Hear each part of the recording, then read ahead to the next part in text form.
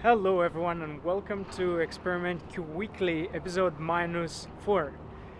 Today we're going to talk about books, learning by doing, and what exactly do we mean by innovations in the education space.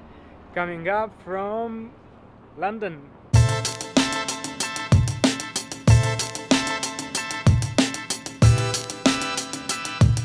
Hey, welcome again to episode -4, meaning there are 4 more weeks before we head on our world tour to create a podcast about innovations within the education space.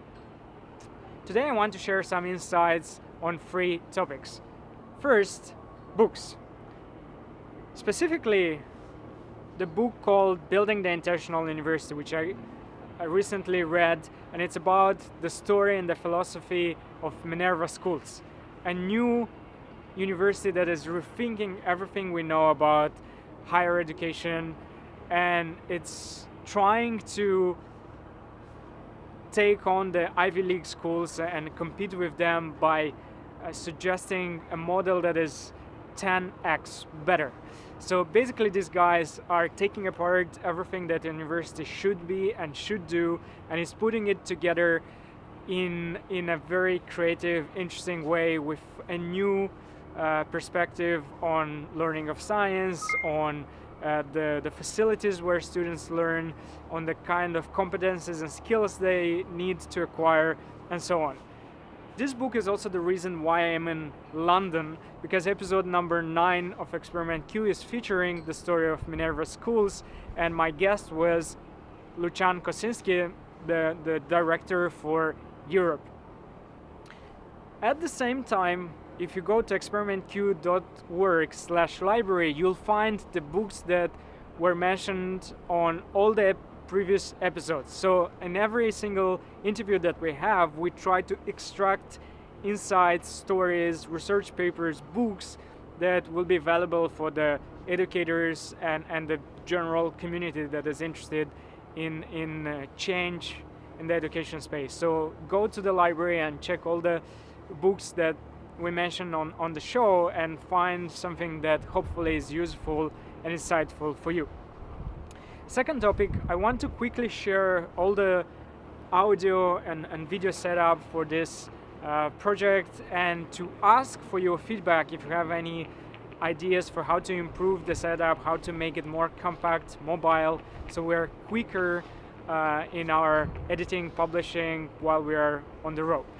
So first, this project experimentQ started only with the podcast, and for that we use a Zoom H4n Pro recorder that has 2 XLR microphones, one for me, one for the guests, and that's basically the whole thing. And then I use a Samsung USB microphone for post-production and intros.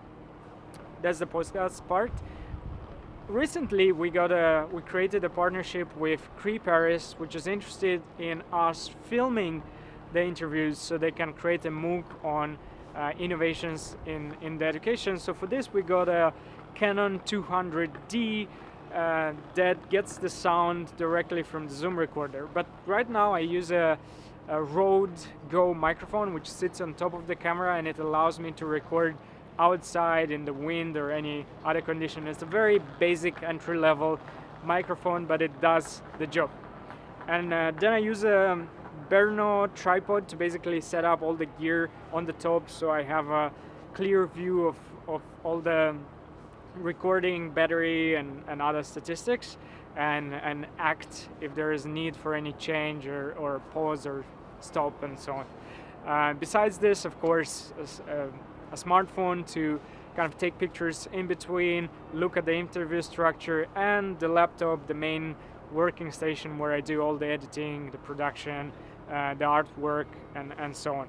So that's basically it. That was also my point on learning by doing. I didn't know much about sound or the video before. I'm still watching a lot of tutorials, trying to figure out the best way to storytell with video. And if you have any feedback, please share. Now the third topic for today is what exactly do we mean by innovations in education. And for this we decided to look at people and organizations that already do this kind of research and build something together with them. So we approached Brookings, 100.org, and Ashoka, three organizations that have kind of a report on innovations and types of new schools and organizations who are shaking and changing the education space. And we basically partner with them to take the result of their work and then go in the field and storytell in a deeper, more personal way about the work of these initiatives. So at the same time, we leave a bit of the space for our community to suggest schools and organizations that we should visit and document. And behind our selection criteria, there are few points that we need to check. First, if this is a really new model to deliver skills in a better way, if it's serving the community, if it's sustainable, if it can be shared with other communities around the world, and so on. It's a lot to this topic, what exactly is innovation in education, and hopefully one day I can start a forum, or I'll find a place where we can have a conversation of how we select projects and how do we document their story. So that's it for today. That's it from London.